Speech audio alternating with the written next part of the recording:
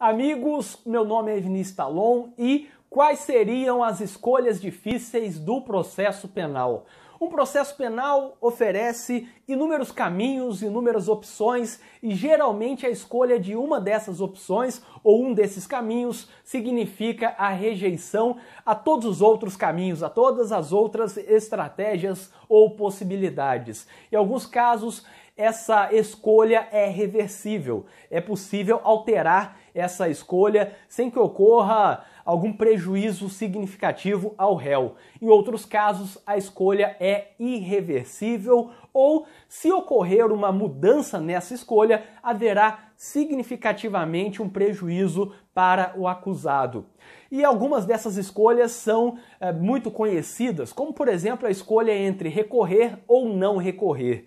É algo que devemos pensar bastante e normalmente eu costumo defender que o recurso é sempre necessário pela defesa. A defesa sempre deve fazer o seu recurso porque é impossível que o advogado ou o defensor público, avaliando aquele processo, consiga aferir tudo que há de equivocado naquele fato, naquele julgamento. E em determinados casos é necessário mandar para o tribunal, ainda que com poucas teses, mas para que o tribunal possa, inclusive de ofício, analisar alguma possibilidade de anulação do processo ou outra coisa que beneficie o acusado. Mas sabemos também que há acusados que entendem que não é caso de recorrer, que não querem passar por isso mais, que não querem recorrer para o tribunal. E alguns até pensam que se fizerem o recurso serão prejudicados. Pode haver o aumento de pena. Quem nunca ouviu algum acusado falando, por exemplo, que prefere não recorrer porque a pena está boa, vai que ela piore? Isso é algo que ocorre na prática porque há aquela ideia no senso comum de que um recurso pode prejudicar também o recorrente. E sabemos que na área criminal não funciona assim. Quando alguém faz um recurso, quando o réu faz o recurso, ele não pode ser prejudicado por aquele recurso defensivo.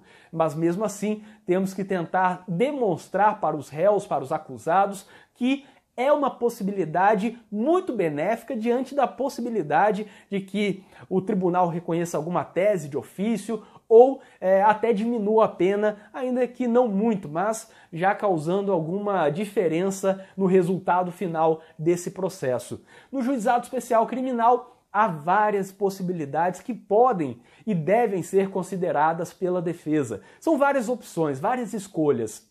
Temos, por exemplo, a escolha entre fazer ou não a composição dos danos civis. Sabemos que a composição dos danos civis tem um grande resultado prático no processo penal, sobretudo no caso de ação penal privada e ação penal pública condicionada à representação, em que essa composição dos danos civis significa renúncia e, portanto, não haverá a continuidade do processo penal. Mas não apenas isso, também tem aquela consequência de evitar uma futura ação civil. E aí tem que ter um diálogo até com o civilista para pensar se vale ou não aceitar a composição dos danos civis para impedir o processo penal e também para impedir eventual ação civil reparatória, indenizatória, que poderia, sobre o mesmo fato, ter mais consequências e, portanto, é algo que deve ser refletido como uma opção. Alguns réus não vão querer fazer a composição dos danos civis, dizendo, por exemplo, que não querem pagar por aquilo que não fizeram, ou que querem provar a inocência. E esse é um fato também muito comum que deve ser pensado e discutido entre defesa, o defensor técnico, e acusado, chegando ali a um ponto em comum em que se defina a melhor escolha, se é aceitar ou não essa composição dos danos civis.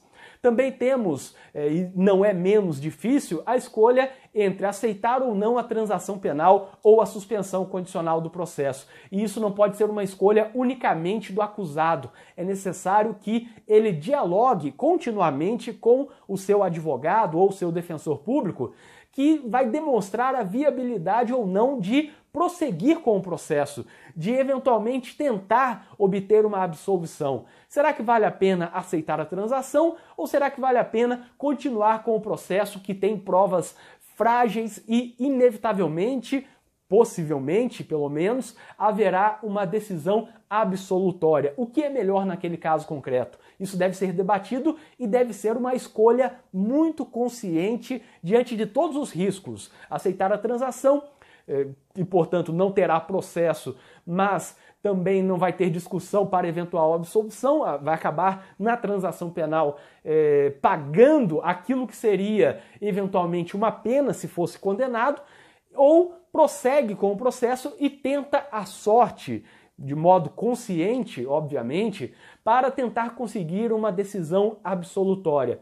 É algo que também demanda uma grande escolha e uma significativa opção entre arriscar ou ir pelo lado mais seguro, que é a aceitação da transação penal.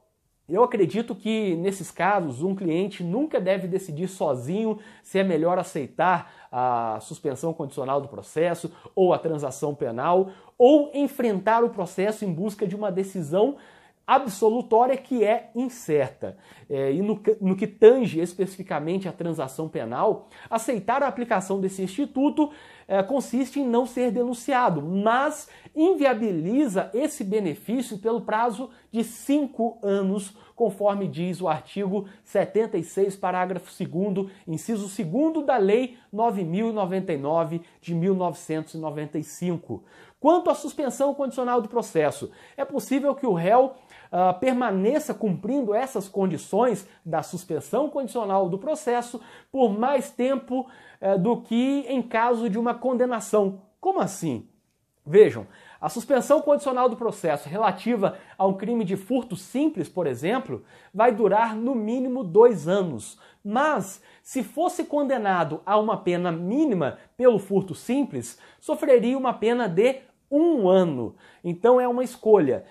Arrisca tentar ser absolvido e eventualmente sofre uma condenação de 1 ano ou um pouco mais, mas dificilmente varia mais do que isso, ou aceita a suspensão condicional do processo e passa por esse período de prova por no mínimo 2 anos, ou seja, no mínimo o dobro da pena mínima daquele crime de furto simples. É uma escolha que demanda uma análise muito complexa entre todas as variáveis, as possibilidades de absolvição ou de condenação, e inevitavelmente será uma escolha que vai decidir o futuro desse acusado entre eventualmente ser condenado ou desde já evitar de forma totalmente irreversível a condenação por meio da aceitação da suspensão condicional do processo, que, se cumprida, gerará a extinção da punibilidade e, portanto, não haverá processo, não haverá risco nenhum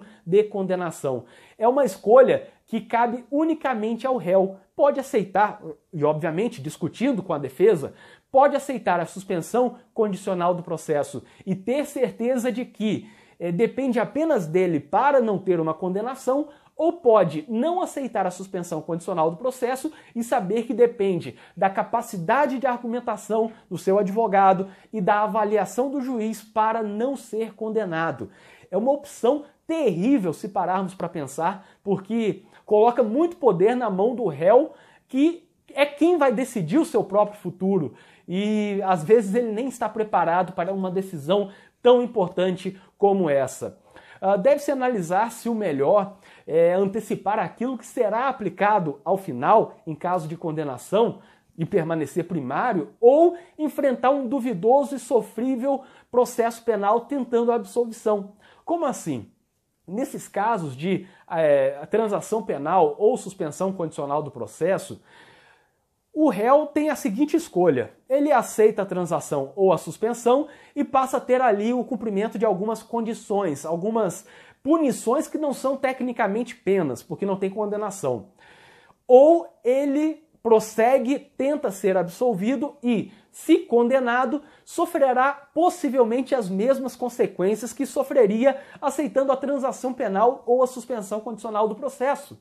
Então, digamos, aceita ou não a transação penal ou a suspensão condicional do processo consistente em pagar determinado valor, pagar um salário mínimo, por exemplo. Aceita ou não? Sim, aceito. Bom, evitou o processo penal. e vai continuar como primário. Não, não aceito. Prossegue o processo, pode ser absolvido ou, se condenado, talvez a consequência seja exatamente aquela oferecida no início do processo, que é pagar um salário mínimo a título de prestação pecuniária. Então há uma eventual antecipação daquilo que seria a consequência normal em caso de condenação. Ou sofre agora essa prestação pecuniária no momento da transação ou da suspensão condicional do processo e continua como primário, ou deixa para eventualmente sofrer essa prestação pecuniária lá no final do processo, deixando de ser primário, mas tendo a possibilidade de, durante o processo, conseguir a extinção da punibilidade, a absolvição, o trancamento ou qualquer outra consequência favorável para o réu. Ainda é possível que o autor do fato sinta-se desconfortável em aceitar as propostas, porque considera uma injustiça pagar por aquilo que não fez. E como eu disse antes, provavelmente todos vocês já ouviram isso anteriormente. Algum réu falando que não gostaria de aceitar aquela transação, não gostaria de aceitar a suspensão, porque não quer pagar por aquilo que fez, porque quer aquilo que não fez, porque quer provar a sua inocência. Isso também é muito comum. Em um processo penal relativo a crime doloso contra a vida, temos, por exemplo, uma outra escolha muito importante que deve ser feita pelo advogado. Nesse caso, é uma escolha muito mais técnica e, portanto, não há esse compartilhamento da escolha com o acusado. A escolha é preponderantemente do advogado, que é a seguinte: impetrar ou não o habeas corpus tentando trancar o processo desse crime doloso contra a vida, reconhecendo, por exemplo, que há uma legítima defesa. Digamos que o advogado tomou ciência daquele processo penal, analisou um processo relativo a júri, fez a resposta à acusação, o processo prosseguiu e antes da audiência o advogado resolve avaliar: faço um habeas corpus para tentar trancar o processo por legítima defesa ou não faço esse habeas corpus e tento discutir na decisão de pronúncia ou tentar a impronúncia ou tento levar isso para o plenário e convencer os jurados. É uma escolha difícil. Por que é uma escolha difícil? Porque impetrar o habeas corpus pode gerar o trancamento por legítima defesa, que é algo razoavelmente incomum, não acontece com tanta frequência. Então é uma possibilidade, mas não é uma possibilidade tão real. Por outro lado, não impetrar esse habeas corpus é descartar uma tese que poderia evitar anos de sujeição ao processo penal. Mas tem uma consequência ruim. Não é uma mera escolha entre ter ou não um benefício. É uma escolha entre ter um benefício ou ter uma consequência eventualmente ruim. Digamos, impetrou o habeas corpus. Tem uma grande vantagem, porque ao impetrar o habeas corpus, para tentar trancar esse processo relativo a crime doloso contra a vida, pode ser que consiga trancar o processo e, portanto, nem vai a júri. Ou pode ser que não consiga trancar esse processo, mas pelo menos saberá qual é a câmara preventa lá no tribunal para o julgamento de eventual apelação. Isso já antecipa muitas teses, sabendo que agora há uma prevenção, você já sabe quais teses podem ser mais incentivadas durante o processo. Por outro lado, tem a possibilidade de uma consequência ruim, porque caso a ordem não seja concedida nesse habeas corpus para tentar trancar o processo relativo a um crime doloso contra a vida, é possível que o Ministério Público, durante os debates no dia do plenário do júri, demonstre aos jurados o julgamento daquele habeas corpus denegado, dizendo, portanto, que o tribunal, no julgamento de um habeas corpus, já disse que não era caso de legítima defesa. Aí você deve estar pensando agora, o promotor pode fazer isso daí? O promotor pode, durante os debates orais, falar que teve o julgamento de um habeas corpus, entendendo que não é legítima defesa? A princípio, o artigo 478 do CPP não tem essa vedação. Ele veda a referência, ele proíbe a referência a uma decisão de pronúncia ou decisão que confirmou a pronúncia, mas não proíbe que o Ministério Público fale que foi julgado um habeas corpus que não reconheceu a legítima defesa. A princípio, pela lei, parece que seria admissível. E a defesa então teria essa consequência negativa. O promotor poderia falar para os jurados que temos na folha tal do processo um julgamento de um habeas corpus que reconheceu que não há legítima defesa nesse caso. E aí a defesa já seria muito prejudicada por conta de uma estratégia, de uma opção anterior. Então olha como funciona. Até no caso de crime doloso contra a vida, e sobretudo aquilo que já falamos anteriormente, quanto a G-Crim, escolha se aceita ou não a transação, a suspensão, se aceita a composição dos danos civis, mas até aqui, no caso do tribunal do júri, há uma escolha muito difícil e feita pelo advogado. Impetrar o habeas corpus e tentar trancar, e portanto tentar um benefício, ou não impetra o habeas corpus e afasta a possibilidade de que o Ministério Público mencione que o habeas corpus foi denegado durante os debates orais. O que escolher aqui? Como eu sempre falo, a única certeza que temos no processo penal é que é um cenário de inúmeras escolhas e incertezas. E essas escolhas definem anos ou até décadas da vida de alguém. Por isso que as escolhas no processo penal devem ser muito conscientes, porque inevitavelmente teremos uma possibilidade real de que alguém sofra uma pena por vários anos, por várias décadas e tenha os efeitos da estigmatização como preso durante muito tempo. Isso é algo que tem que ser muito pensado quando estamos atuando no processo penal, porque o estigma de um condenado, de um ex-apenado, ultrapassa em muito o mero tempo daquela pena. Portanto, devemos saber fazer a escolha correta, a escolha mais adequada, a escolha mais estratégica em cada processo penal. Eu espero que vocês tenham gostado deste vídeo. Inscrevam-se aqui no canal e ativem as notificações, porque assim vocês saberão sempre que for lançado um vídeo novo aqui no canal. Eu tenho lançado vídeos diariamente sobre penal, processo penal, execução penal. Então, se você se inscrever e ativar as notificações, saberá sempre que for lançado um vídeo novo aqui no canal. E para quem tiver interesse, eu deixarei na descrição deste vídeo o link com várias coisas úteis, como por exemplo, grupos de debates com criminalistas do Brasil inteiro, além de contato para palestras, cursos em que eu leciono, artigos, vídeos, livros e muito mais. O link está na descrição deste vídeo e até o próximo vídeo.